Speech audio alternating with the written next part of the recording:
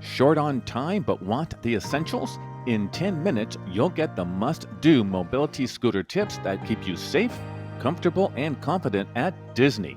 Hi, I'm Dan from Nancy and Dan Travel to Disney, founders of the Disney for Seniors Facebook group, the original community of online Disney-loving seniors.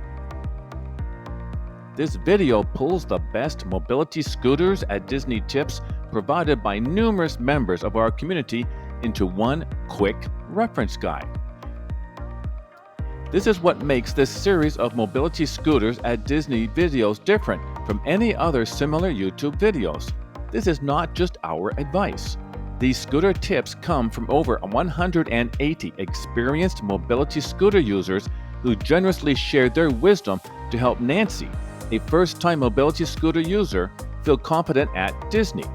What you will hear today and throughout this new series is their collective insight gathered to support seniors and families just like yours. Thank you to everyone from the Disney for Seniors Facebook group who contributed. In this quick summary guide, we'll cover the essentials, including the scooter charger and key, visibility, crowd safety, ride rules, rain and sun protection, practice, and transport, plus where to find the full deep dives. Essential number 1, charger and overnight charging. Always bring your charger with you into the Disney parks and plug it in overnight. Check that both lights around the charging box are lit before you sleep. Dorothy's advice? When you plug in the scooter at night to recharge, make sure both lights on the charging box are lit. She continued, "Ask me how I know. Found out the hard way." Essential number 2, key safety. Keep the key on your wrist or on a lanyard, or as Nancy did, in your Loungefly or other backpack that you take with you. Never leave it in the scooter when you park it at a Disney park restaurant or attraction. Kelly's advice: always take your key with you no matter where you are going. Essential number 3, make your scooter stand out with a ribbon, mini lights, or a laminated tag, and take a photo of where you parked so you can find it quickly. Sheila's advice? Always put something on your scooter to make it recognizable to you. When you come out of a ride and there are already 20 scooters sitting there, it can be very hard to find the right one. Essential number 4, assume people will not see you when driving your scooter in the Disney parks. Use the turtle or slow mode in crowds and practice saying clear cues like "excuse me" or "behind you" as you pass other park guests. Lori gave this advice for first-time scooter users at Disney. She said, "The scooter is very easy to operate, and if you start out on turtle, you'll learn pretty fast." Essential number 5, ride rules and cast members.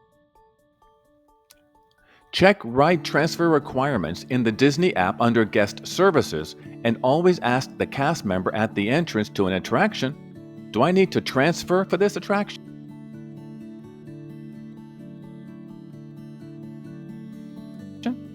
Julie offered this advice: pull up to the ride you want to go on, and the cast member will let you know if you can take your scooter in line or if they will give you a different way in.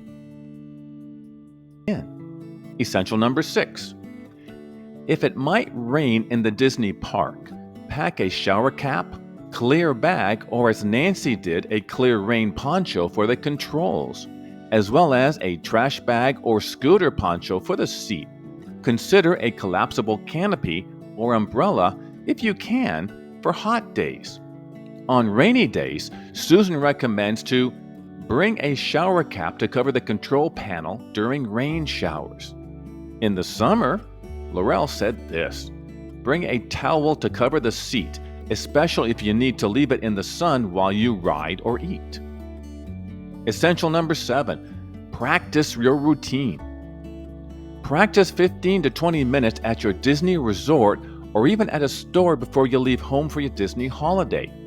Test your speeds, do wide and tight turns, back up, and practice boarding a small ramp if you can. This builds confidence fast.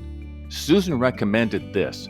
Practice driving your scooter at your resort in an empty area before the parks. Essential number 8. Transport and hotel. Let the Disney bus drivers load your scooter onto the Disney buses. Be first for your group in line for Skyliner cars if possible. If needed, request an ADA room at the Disney hotels, or request a ground floor guest room, and use the manual lever to move your scooter into a room if needed. Here's Kathy's advice on this. Getting on and off the Disney buses, I let the bus drivers maneuver the scooter into and out of the parking spot on the bus. They have the experience and are glad to do it. Faster and easier than having them wait for me to do it. Essential tip number 9. Quick common hazards and short fixes. Approach the trolley tracks on Main Street USA in Magic Kingdom straight on. Avoid running parallel to them, and slow down before the sidewalk curbs. Curbs and tracks can tip a scooter if approached at high speeds, and the sidewalk curbs are not well marked at all in Magic Kingdom, so be careful. As Nadine said, the curbs at Magic Kingdom are dangerous, difficult to see in the best of circumstances, and when there is a crowd, real voices from our group. And here's something that really matters. You're not alone. These tips are not just ideas. They've helped real seniors and their families feel more confident, more relaxed, and more ready to enjoy Disney parks. Let's hear a few more quick voices from our group. Gina said, I know some of these warnings and suggestions can be concerning, but it is so wonderful to be able to use a scooter in the parks when needed. I no longer would be able to go to Disney without a scooter. As long as someone does not try to be a speed demon and is attentive, using a scooter is a game changer. And this from Lucy. It is also amazing when you're driving a scooter, you can actually look around at all the scenery instead of looking down where you're walking. To me, it's more freedom than I ever expected. And we'll end this section with this from Lucy. I hated the thought of renting a scooter, but I ended up loving it. So whether you're just getting started or planning your next Walt Disney World or Disneyland trip, these 8 essentials can make your Disney experience smoother, safer, and more magical. If this quick guide helped, please click the like button so more seniors can find it.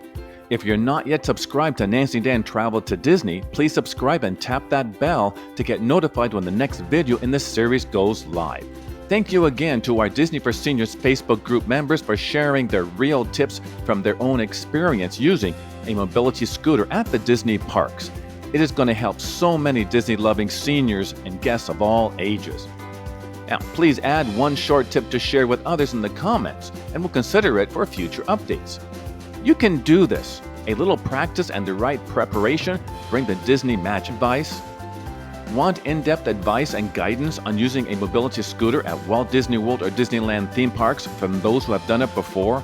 Here is the link to our full Mobility Scooters at Disney playlist, from which you can select the in-depth mobility scooter video at Disney to watch next. And as soon as it becomes available in the next few days, perhaps by the time you're watching this quick guide video, here will be the link to our first in-depth video in this series. Stay seen and safe. Scooter crowd hacks at Disney. Thank you so much for watching. We sincerely hope that you have a magical day, Disney style.